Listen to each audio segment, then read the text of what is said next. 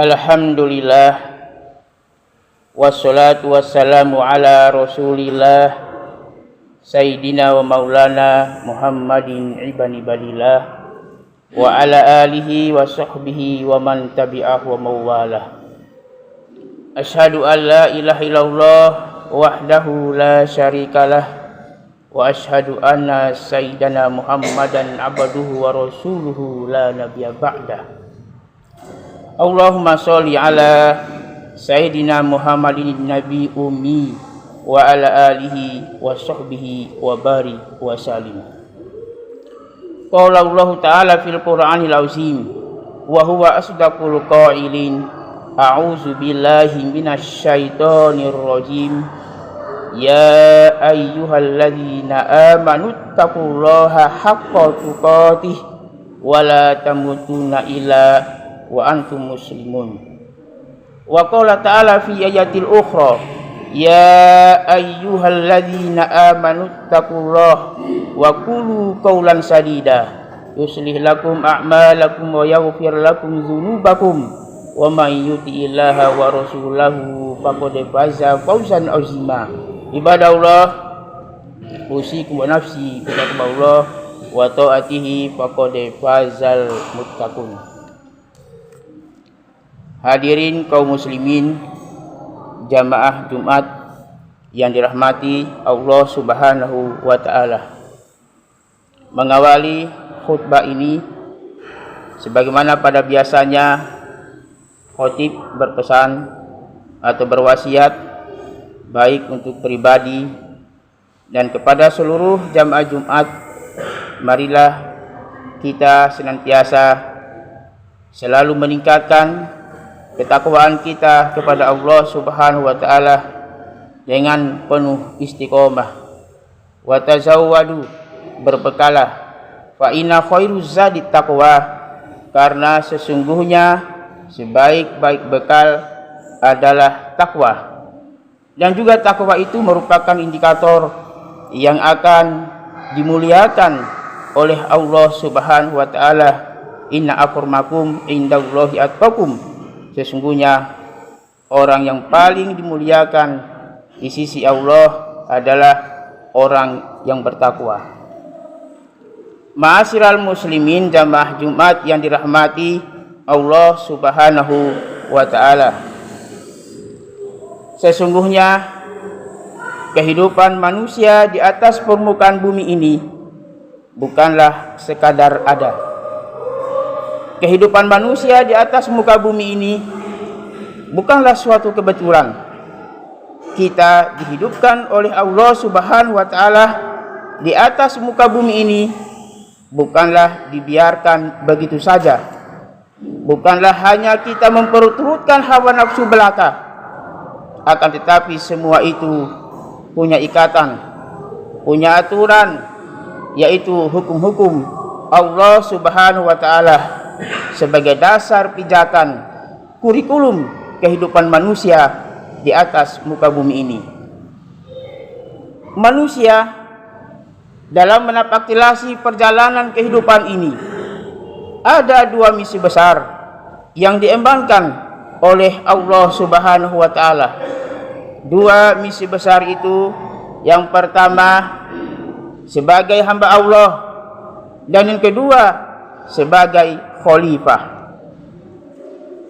Misi yang pertama sebagai hamba Allah, Al-Quran surat Al-Zariyat ayat 56 menegaskan, wa ma khalaqatul jinna wal insa illa liya'budun, tidaklah Allah menciptakan jin dan manusia kecuali hanya untuk menyembahku.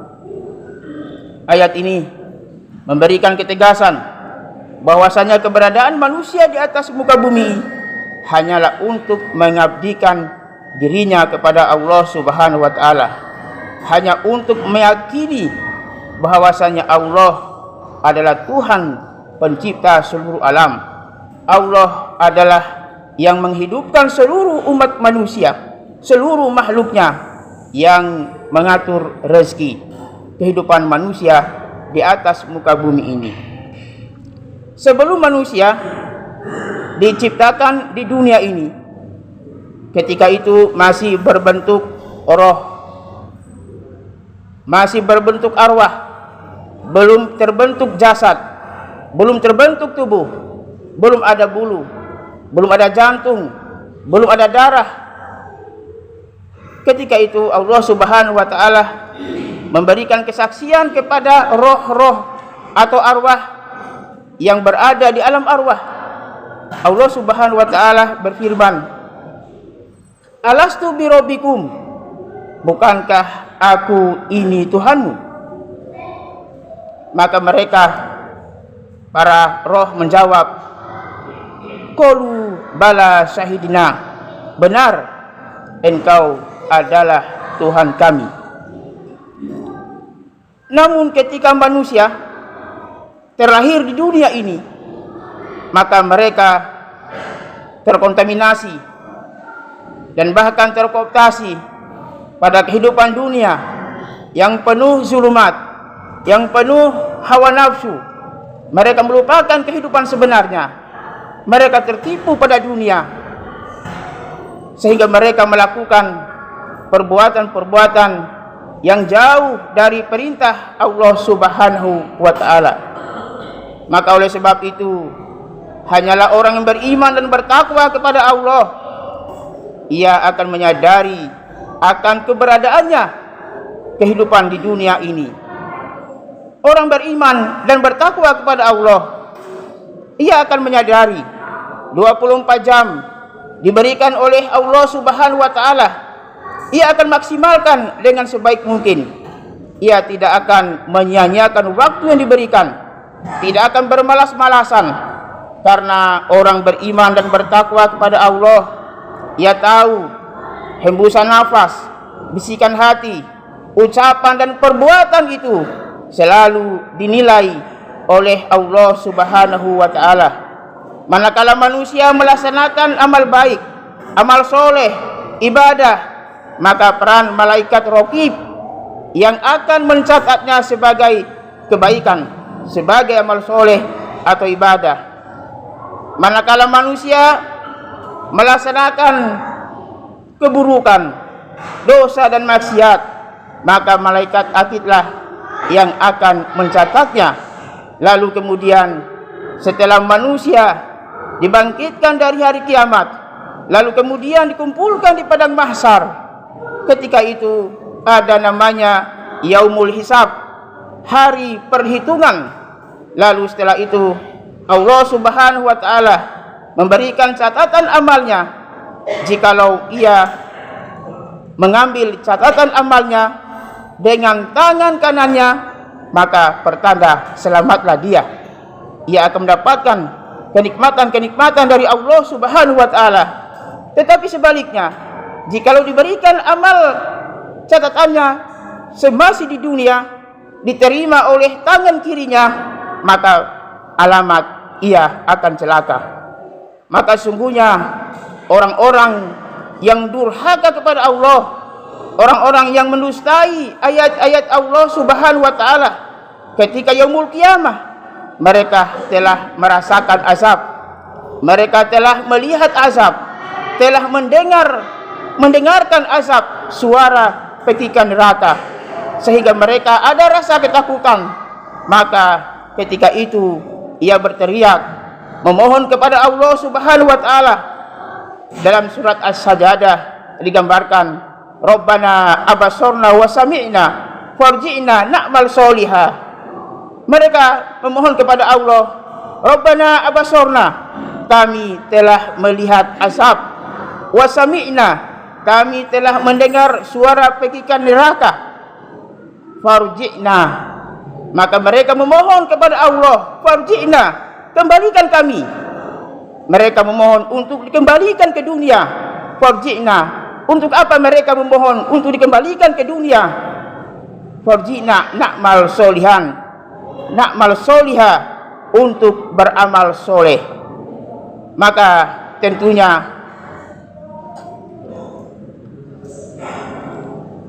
tentunya penyesalan itu tak akan berguna. Penyesalan itu tak akan bermakna ketika roh telah berpisah pada jasad, pada tubuh kita ini, maka sebuah penyesalan itu tak akan bermakna, tak akan berguna. Walaupun air mata darah keluar, kita memohon kepada Allah Subhanahu wa taala untuk dikembalikan ke dunia beramal soleh, justru Allah akan menambahkan azabnya kepada penghuni-penghuni neraka. Mereka berkali-kali bermohon untuk dikeluarkan dari neraka, dan juga mereka bermohon terakhir kalinya, matikanlah kami.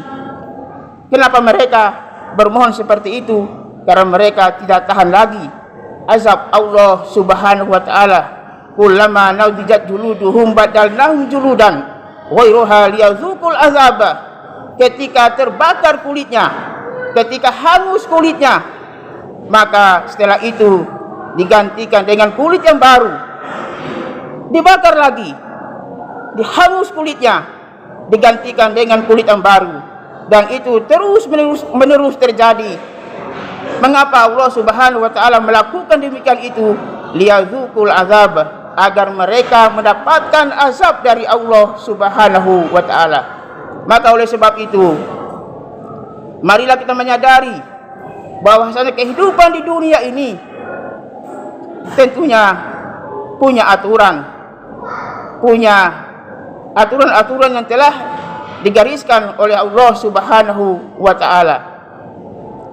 Ya ayyuhalladzina amanu dukhulu fi silmi kafah wa la tattabi'u khutuwatis syaiton. Wahai orang-orang beriman, masuklah Islam secara keseluruhan dan janganlah mengikuti langkah-langkah setan. Ayat ini menegaskan pula bahwasanya orang beriman kepada Allah Subhanahu wa taala agar mereka berislam itu secara keseluruhan, bukanlah secara setengah-setengah, bukanlah berdasarkan maunya sendiri, akan tetapi kita melaksanakan ibadah itu berdasarkan maunya Allah Subhanahu wa taala. Ma'asyiral muslimin jamaah Jumat rahimakumullah. Lalu kemudian misi yang kedua, yaitu khalifah. Apa artinya khalifah? Khalifah dapat diartikan pengganti, penguasa yang melestarikan alam, memberikan kemakmuran di kehidupan di bumi ini. Dalam Al-Quran dikisahkan yang berbunyi, wa idz qala rabbuka lil malaikati inni ja'ilun fil ardi khalifah. Dan ingatlah ketika kami berfirman kepada para malaikat, inni ja'ilun fil ardi khalifah, sesungguhnya aku menjadikan manusia di atas muka bumi ini sebagai khalifah. Qalu ataj'alu fiha ma yufsidu fiha wa yasfiku dima. Malaikat berkata, apakah engkau menjadikan manusia di atas muka bumi ini akan melakukan kerusakan dan menumpahkan darah? Maka malaikat membantah Allah Subhanahu wa taala. Malaikat khawatir ketika manusia diciptakan di atas muka bumi ini, mereka akan melakukan kerusakan dan akan menumpahkan darah. Wa nahnu nusabbihu bihamdika wa nuqaddisu lak. Kemudian malaikat berkata lagi, padahal kami bertasbih mensucikanmu, padahal kami bertasbih memujimu dan mensucikanmu. Apa jawaban Allah? Qala ini a'lamu ma la ta'lamun. Sesungguhnya aku mengetahui apa yang tidak kamu ketahui. Ma'asyiral muslimin jamaah Jumat rahimakumullah. Kenapa Allah menciptakan manusia di atas muka bumi ini sebagai khalifah? Kenapa bukan malaikat? Kenapa bukan jin?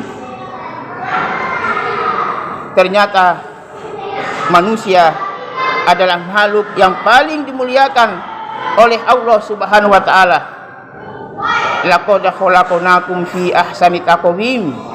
Sungguh kami telah ciptakan manusia dalam bentuk sebaik-baiknya. Apa yang ada pada diri manusia? Ternyata ada beberapa potensi. Yang pertama, potensi akal, potensi nafsu, dan potensi fitrah. Maka ketiga potensi inilah yang bakal membangun peradaban dan kebudayaan manusia di atas muka bumi ini. Maka dengan potensi akal, Allah Subhanahu wa taala telah menyediakan sumber daya alam yang begitu berlimpah. Maka yang mampu untuk mengelola itu hanyalah manusia, karena ada potensi akal dan ada potensi nafsu dan juga ada potensi fitrah. Maka dengan fitrahnya ini, dalam memakmurkan bumi, dalam membangun peradaban di atas muka bumi ini, tentu mereka selalu berada pada jalan kebenaran yang telah diperintahkan oleh Allah Subhanahu wa taala. Jikalau manusia hanya memperturutkan hawa nafsunya dalam membangun peradaban, maka tentunya akan terjadi kerusakan-kerusakan, akan terjadi kemaksiatan, dan bahkan akan muncullah kepentingan-kepentingan pribadi. Oleh sebab itu Al-Quran surat Shad ayat 26 yang berbunyi, Ya Dawudu, inna ja'alnaka khalifatan fil ardi. Wahai Daud, sesungguhnya kami telah menjadikan engkau di atas muka bumi ini sebagai khalifah. Fahkum bainan nasi bil haqqi. Maka putuskan suatu perkara di antara manusia dengan adil. Wala tatabil hawa, dan janganlah mengikuti hawa nafsu. Fayudillaka an sabilillah. Jikalau dia mengikuti hawa nafsunya dalam membangun peradaban dan budaya di atas muka bumi ini, maka tentunya mereka akan berada pada jalan kesesatan, pada jalan yang dilarang oleh Allah Subhanahu wa taala. Maka oleh sebab itu, sebagai satu kesimpulan pada khutbah singkat ini, bahwasanya misi besar yang diamanatkan oleh Allah Subhanahu wa taala kepada kita semua, yang pertama sebagai hamba Allah. Jadi kalau sudah sebagai hamba Allah, dimanapun kita berada, ittaqillaha haitsu ma kunta, dimanapun kita berada selalu berada pengawasan Allah Subhanahu wa taala, dan ada rasa takut kepada Allah Subhanahu wa taala.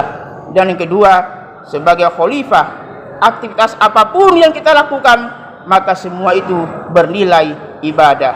Barakallahu li wa lakum fil Qur'anil azim, wa nafa'ani wa iyyakum bima fihi minal ayati wa dzikril hakim, wa qul rabbi ighfir warhamhu anta khairur rahimin.